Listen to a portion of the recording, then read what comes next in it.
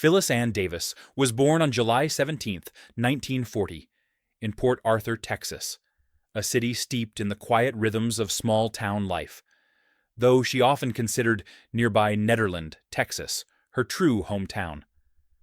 Growing up in a family that ran a mortuary business, Davis experienced a childhood unlike many of her peers. The family lived above the funeral home, which brought with it an unusual mix of solemnity and discipline. Children in the house were expected to maintain quiet and composure during services, an environment that may have quietly shaped Davis's poise, awareness, and ability to navigate complex emotional spaces, skills that would later inform her acting career. The discipline and sensitivity required in such a household were perhaps early lessons in observing human behavior, a skill that would become invaluable as she pursued roles that demanded nuance, intelligence, and emotional depth. Breaking into Hollywood. Davis's entry into Hollywood was not instantaneous, nor was it without the influence of personal connections. Her roommate, the talented choreographer and performer Tony Basil, played a pivotal role in helping Davis navigate the early, often opaque pathways of the entertainment industry. Through Basil's guidance, Davis was introduced to theatrical variety shows, a format that blended music, comedy, and drama, allowing her to explore multiple dimensions of performance. These early exposures were crucial in shaping Davis's versatility and comfort in front of the camera, laying a foundation that would carry her through decades of work in both film and television. Her initial forays into film began in the mid-1960s, a period marked by a rapidly changing Hollywood landscape. Davis appeared in a series of films that, while modest in budget, offered her opportunities to display a range of talent. In Lord Love a Duck, 1966, and The Oscar, 1966, she took on supporting roles that allowed her to explore character depth and comedic timing.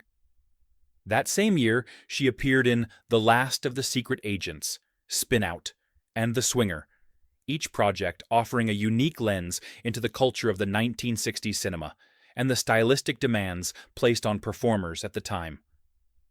By 1968, her role in Live a Little, Love a Little demonstrated her growing confidence and adaptability, signaling her readiness to transition seamlessly between lighthearted fare and more complex narrative material. These early film appearances, while perhaps not immediately propelling her to household name status, were instrumental in giving Davis both experience and credibility. They served as a proving ground, a space in which she could experiment with voice, expression, and presence, slowly building the skill set that would define her television career. Television stardom and widespread recognition. It was television, however, that truly brought Phyllis Davis into the living rooms and hearts of a wider audience. The late 1960s and 1970s were a golden era for television variety, situational comedy, and drama series, and Davis's ability to adapt to the small screen became one of her defining strengths. She appeared in guest roles on some of the most popular series of the time, including Petticoat Junction, The Beverly Hillbillies, The Wild Wild West, The Girl from UNCLE, and Adam 12.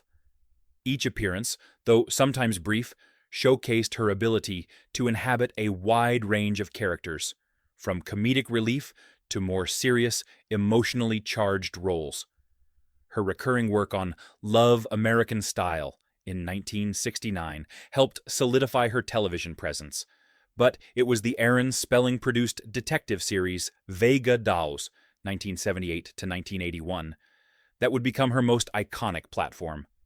In Vega Dolls, Davis portrayed Beatrice Travis, the intelligent, quick-witted secretary to private investigator Dan Tanna, played by Robert Urich. Her role was more than just a supporting part.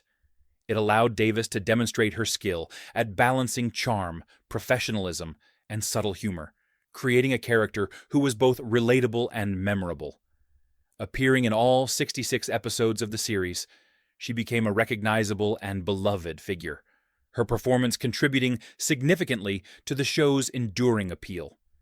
Set against the vibrant backdrop of Las Vegas, Vegados highlighted Davis's ability to thrive in ensemble casts, while still leaving a distinct mark through her nuanced, engaging performance.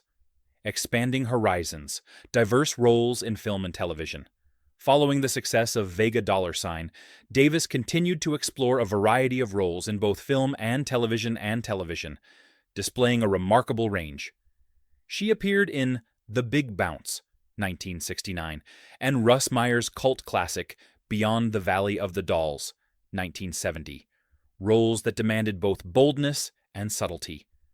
Through the early 1970s, she took on parts in Sweet Sugar, 1972, and Terminal Island, 1973, continuing to refine her on-screen presence. Her role in The Day of the Dolphin, 1973, showcased her ability to navigate science fiction elements with credibility, while The Choir Boys, 1977, provided an opportunity to explore more dramatic ensemble storytelling.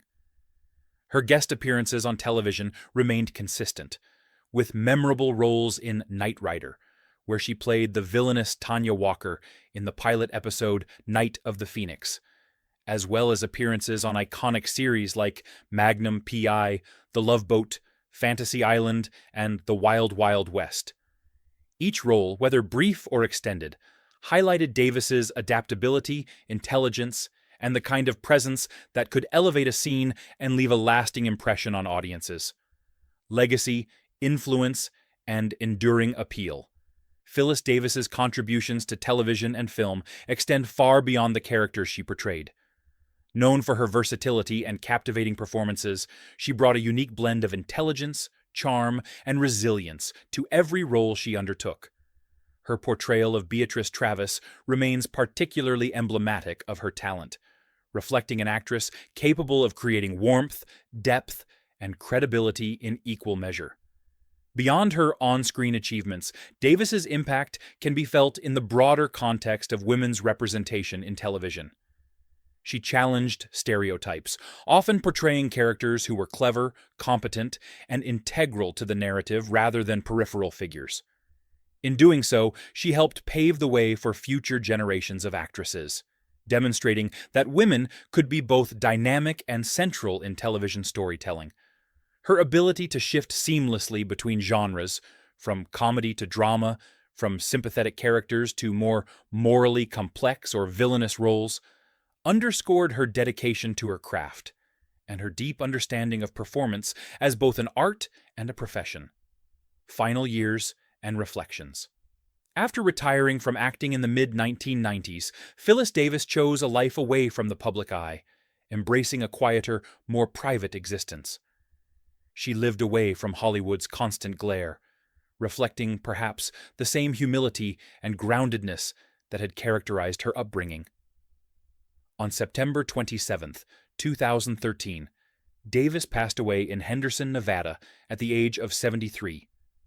Her passing marked the end of a life dedicated to art, creativity, and the thoughtful portrayal of human experience, leaving behind a body of work that continues to resonate with fans old and new.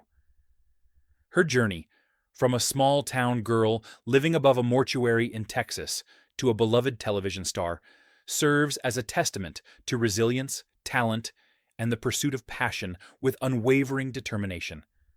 Through her varied roles, her memorable performances, and her trailblazing presence, Phyllis Davis left an indelible mark on the entertainment industry, inspiring countless aspiring actors and actresses. She remains a figure whose contributions continue to be remembered, celebrated, and cherished, ensuring that her legacy endures well beyond the screen.